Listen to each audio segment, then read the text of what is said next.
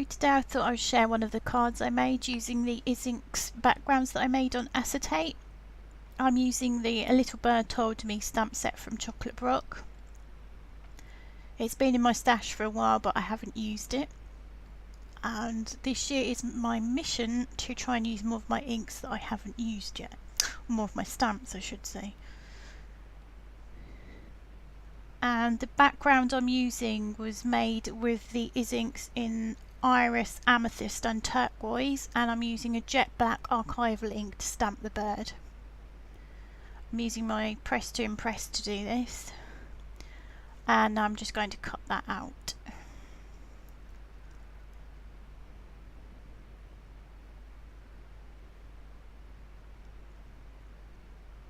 And skipping ahead, I'm using a mop-up piece. This was a tag I made a while ago and I printed the excess onto this cardstock, so it's already given me the tag shape, and I've just cut that out with my craft knife.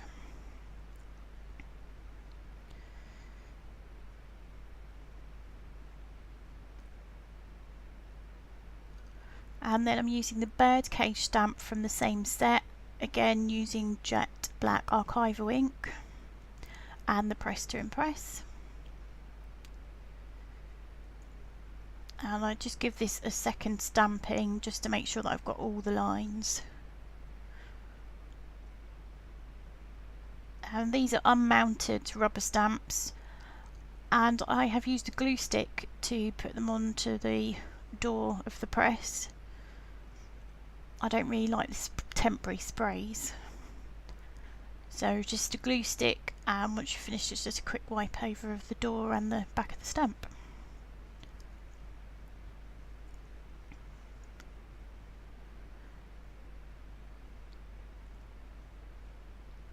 And then I'm using the Zig Millennium pen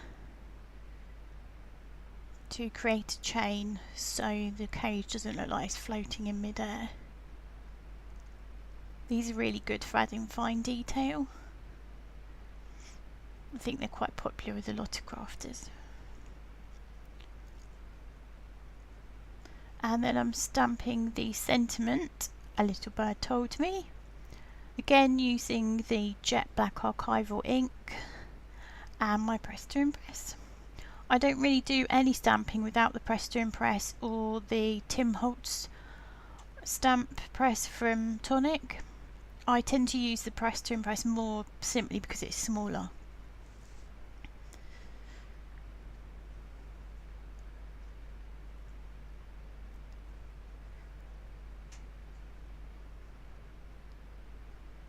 And then I'm just going to look for a brad for the tag from my stash.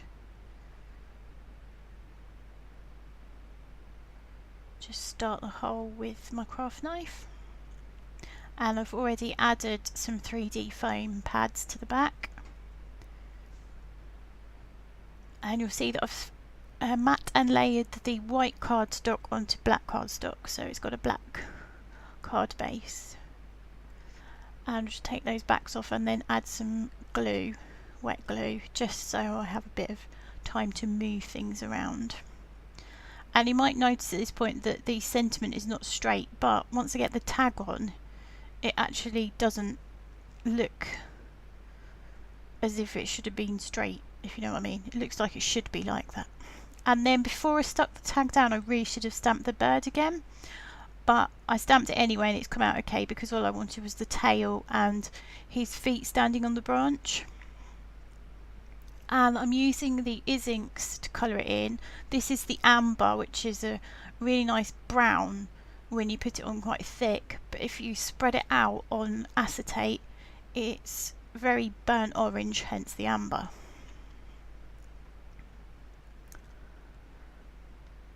And I'm using cactus for the branch. This one has a pigment in, so it's got a slight shimmer.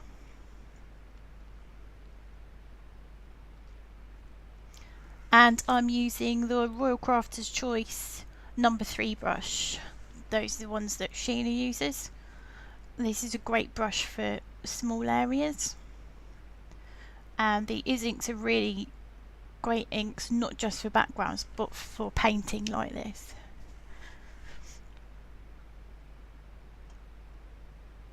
they're definitely one of my new favourite colour mediums. In fact, I would say that I've probably used these more than the Tim Holtz Distress Oxides, which I also love.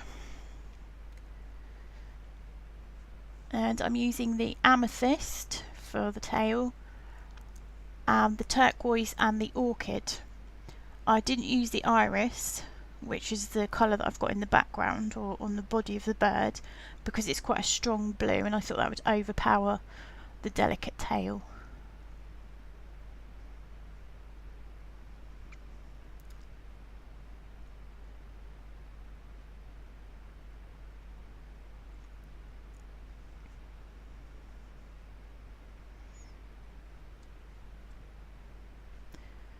The Izinks and the Press to Impress are both available from my local craft shop, which is Keep On Crafting in Bury St Edmunds, Suffolk. If you're ever in the area, it's worth popping in and having a look. It's a small shop, but it's got a lot of stock and a lot of popular brands.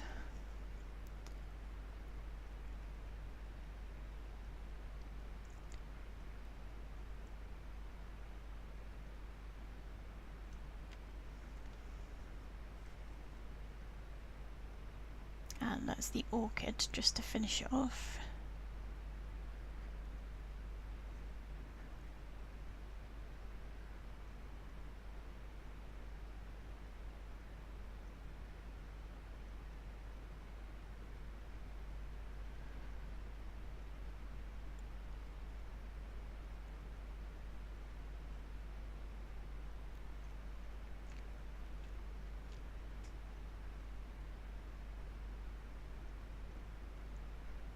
And then I've put Pinflair 3D glue gel on the back of the acetate birds to give it a 3D decoupage kind of look.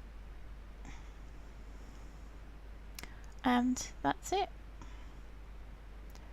Card finished. Thanks for watching.